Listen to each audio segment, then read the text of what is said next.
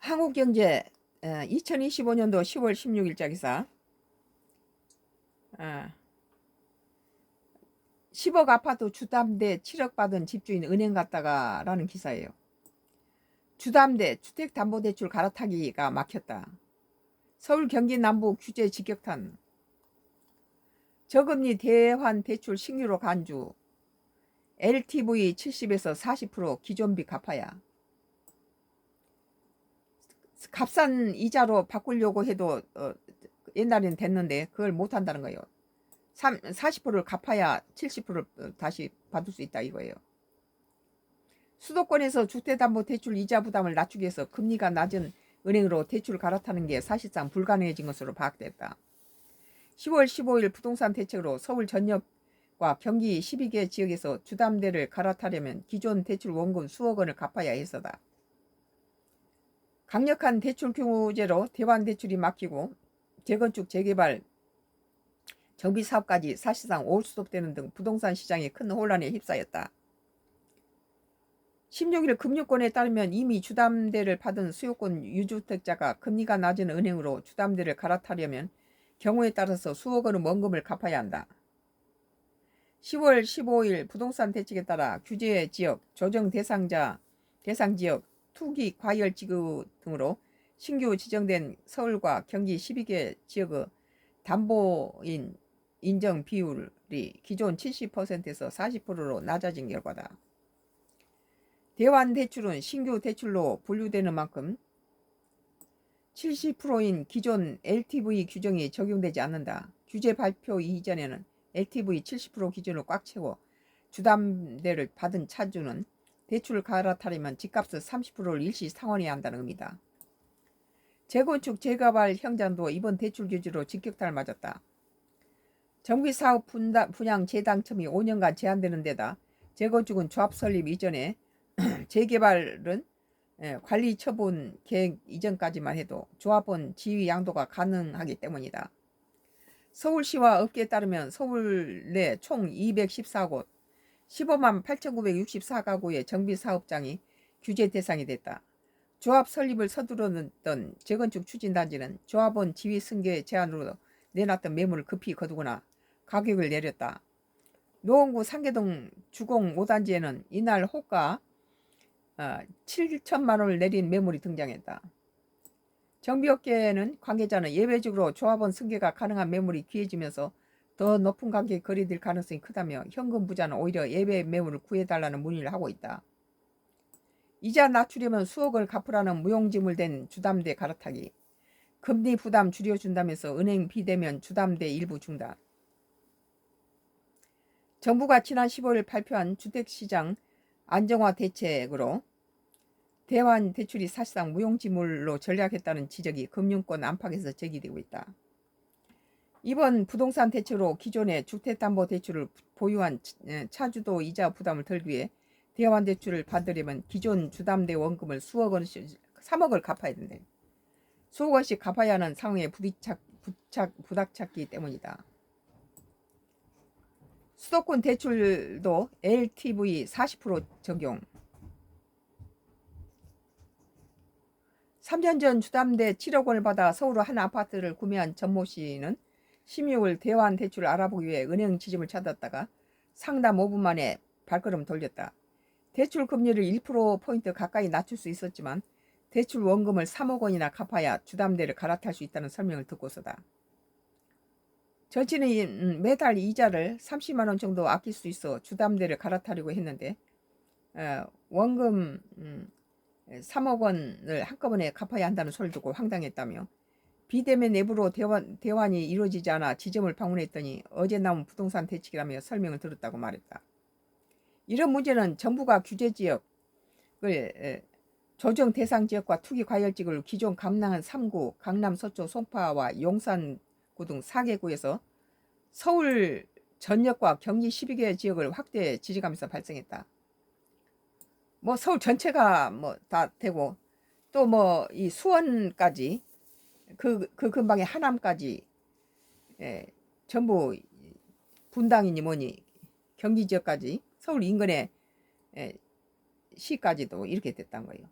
확대가 됐다는 거예요. 규제지구로 지정된 곳에는 무주택자 처분 조건 1주택 포함의 담보 인정 비율 LTV가 70%에서 40%로 낮아지기 때문이다. LTV가 40%로 줄어들어도 기존 모든 주담대가 40% LTV 기준을 충족해야 하는 것은 아니다. 하지만 대환대출은 형식상 신규 대출로 간주해 40%의 LTV가 적용된다. 기존 규제에 맞춰 70%의 LTV 기준을 꽉 채워 주담대를 받은 차주가 다른 은행 주담대로 갈아타려면 집값의 30%에 해당하는 기존 빚을 상환해야 한다는 거예요. 기준으로 3월 갖고 있으면 대출 뭐하게 7억을 받았겠어요? 그러니까 불가능한 거죠, 이게. 일률적인 규제로 인해 수도권의 대환대출이 사실상 중단되면서 대환대출 활성화를 추진한 정부가 자가당착에 빠졌다는 지적이 제기된다. 정부는 은행권 금리 인하 경쟁을 촉진하고 국민의 이자 부담 경감을 위해 작년 1월 비대면 대환대출 인프라를 구축했다. 정부가 명확한 지침을 내려줘야 정부의 대출 규제 부작용으로 대환대출이 중단된 건 이번이 처음이 아니다. 이재명 정부의 첫 번째 부동산 대책인 6월 27일 부동산 대책이 시행됐을 때도 수도권에서 주담대 대환대출이 사실상 올수업했다. 뭐 무죄의 정부하고 다를 게 뭐 있어요? 대환대출은 형식상 생활안정 목적 주담대로 분류되는데 정부가 수도권의 생활안정 목적 주담대 한도를 1억 원으로 제한했기 때문이다. 금융당국은 뒤늦게 6.27 부동산 대책의 부작용을 인정하고 3개월 뒤인 지난달 대환대출 한도를 풀어줬다. 한 시중은행 관계자는 정부가 대환대출 다시 허용해준 이후 불과 한 달 만에 다시 또 이렇게 손바닥 뒤집었다 엎었다 하니까 국민들이 불안한 거예요.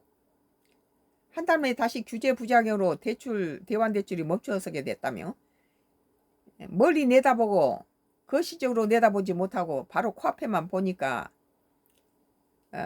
이번에 정부가 대환대출 LTV 규제에 배제한다는 명확한 지침을 줘야 대환대출이 활성화될 수 있다고 지적했다.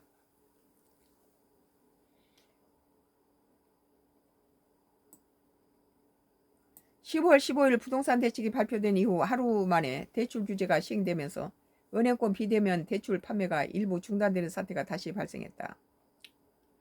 현재 신한은행과 하나은행은 모바일 앱을 통한 비대면 주담대 접수를 차단했다. 변경된 규제 내용을 전산에 반영하기까지 시간이 필요하다는 게 은행권 설명이다.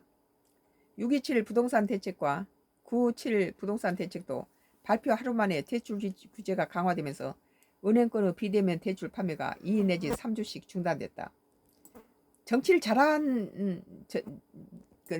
잘하는 그 정부는 국민들이 이렇게 불안하지 않고 안정되고 미래를 계획할 수가 있어야 돼요. 근데 이것은 조석으로 변하니까 문재인 정부 때 부동산 실패로 인해서 우리 국민들도 많이 불안에 떨고 늘 불안했죠. 눈 뜨고 나면은 자꾸 뒤바뀌고 안 내던 세금을 올리고 이러니까 국민들 살기가 힘들어졌죠. 그리고 윤석열 정부 들어서면서 나는 윤석열 지지한 세력이 아니었어요. 근데 다시 편안해지고 모든 것이 정상이 되니까 편안해지고 그런 것이 잘한 정치죠.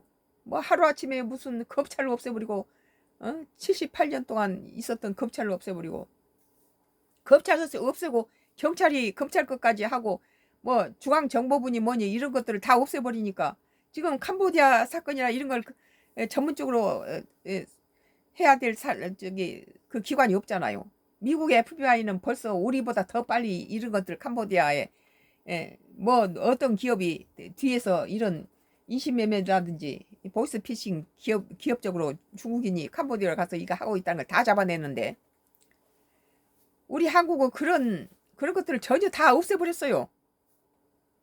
중앙정보부라든지 이런 검찰을 없애버리고 다음에 뭘 없앨지 나는 경찰이 어떻게 검찰의 역할을 합니까? 오늘 한국경제 2025년도 10월 16일자 기사 10억 아파트 주담대 7억 받은 집주는 은행 갔다가 라는 기사에 대해서 썬가크루스의 정치 코멘트를 했어요.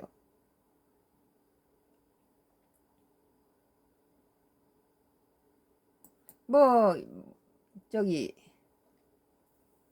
모빌리티 TV예요. 2025년도 10월 16일 기사인데요. 문과 달라 이 결국 해냈다. 취임 넉 달 만에 초강수. 뭘 해냈단 건지. 같은 집값이니까 묶어서 그냥 하겠습니다. 이재명 대통령이 집값 안정을 위해 초강수 카드를 뽑아들었다. 강남 4구를 넘어 서울 전역과 수도권까지 규제 지역을 확대하여 문재인 정부의 부동산 정책 실패를 반복하지 않겠다는 강한 의지를 담았다. 면적을 더 넓혔다는 건데 무슨 뭐가 성공했다는 건지 나 이해가 안 가네.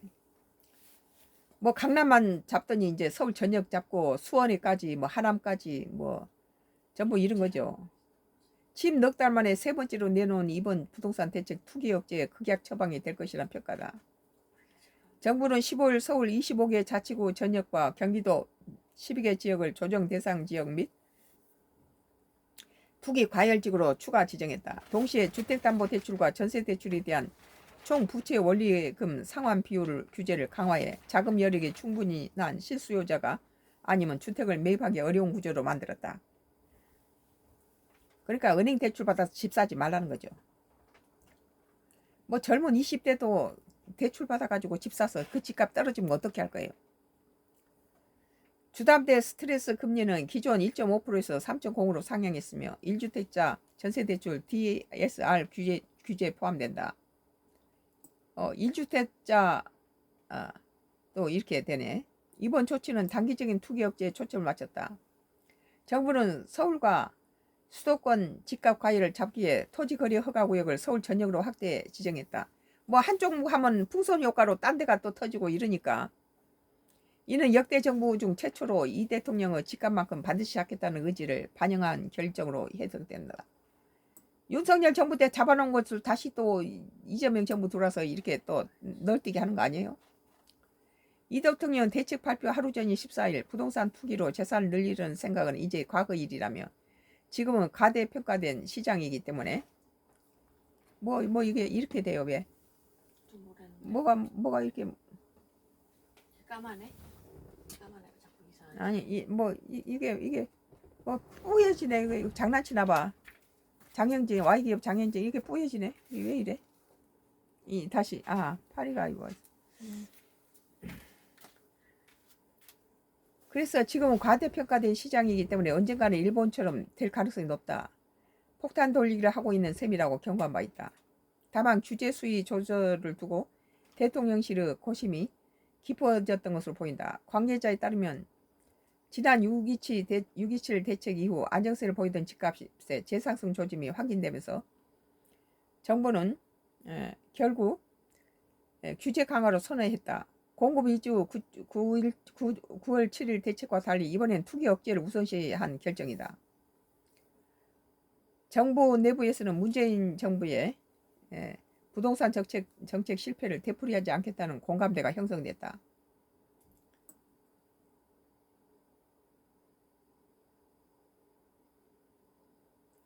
한 차관 인사는 현금이 부동산에 묶여 금융 경제 시스템이 순환하지 못하는 상황에 대한 대통령 문제의식이 컸다며 문재인 정부 실패를 다수하지 않겠다는 절박함이 있었다. 밝혔다. 또 다른 관계자는 이번에 예외를 허용하지 않을 것이며 집값 안정 신호는 분명하다고 강조했다. 이번 부동산 대책은 내년 지방선거와 직결될 전망이다. 특히 지방선거는 집값 흐름의 승패를 좌우할 가능성이 높아 여권 내부에서 이번 조치를 정권의 향방을 가릴 승부수로 보고 있다. 다만 시작 반응은 엇갈린다. 실수요자 중심으로 전세난 우려가 제기되는 가운데 야권은 시장을 정지시켰다. 전세 난미를 양산할 것이라고 반발했다. 부동산 전문가들은 역시 단기 규제만으로는 안정 효과를 제한적일 수밖에 있다며 후속 공급책의 속도와 방향이 관건이 될 것이라 분석해 내놨다.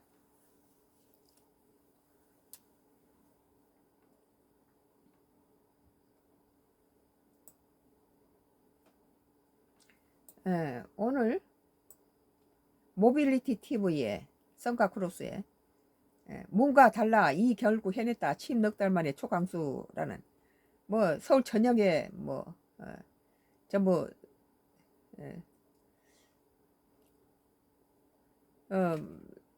강남 3구하고 용산까지 했던 것을 서울 전역에 갖다가 다 기술하겠지. 그 했다는 것이죠. 왜? 그리고 수원, 뭐 하남, 뭐 이쪽 서울 지역이 가까이 있는 모든 경기도까지 뭐 그런 거 잡는 것이 뭐 대단해요. 그건 뭐 자기 응? 손하기 쉽겠다는 거지.